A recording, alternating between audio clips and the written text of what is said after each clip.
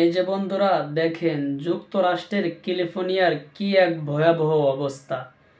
এদের ভয়াবহ অবস্থা দেখে যে কোনো মানুষের হৃদয়ে কিন্তু রক্তক্ষরণ হবে।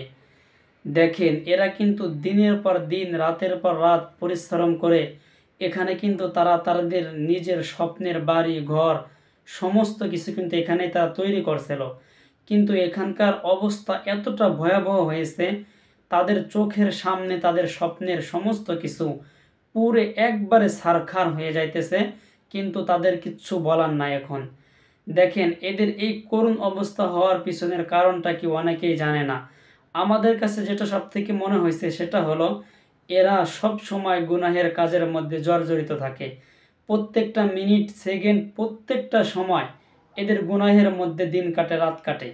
আমাদের কাছে মনে হয়েছে এদের মনে হয় এটাই সব থেকে বড় কারণ হবে। এখানে যারা বাসিন্দা রয়েছেন তারা বলতেছেন, আমরা এখানে 100 বছরও বসবাস করি, কিন্তু এতটা ভয়াবহ আগুন আমরা আগে কখনো দেখিনি। জানি না এদের কি অবস্থা হবে সামনে। এখানে যারা বিশেষজ্ঞরা রয়েছেন তারা বলতেছেন এখানের আগুনের অতিরিক্ত তাপমাত্রা বাড়ার সম্ভাবনা রয়েছে, অর্থাৎ দিনের পর দিন লাশের মিছিল বেড়েই চলতেছে এখানকার। এজন্য এখানে যারা বাসিন্দারা রয়েছেন তাদেরকে অন্য কোথাও যেয়ে থাকার জন্য এখানকার বিশেষজ্ঞরা সবসময় তাদেরকে এই কথাই বলতে থাকতেছেন।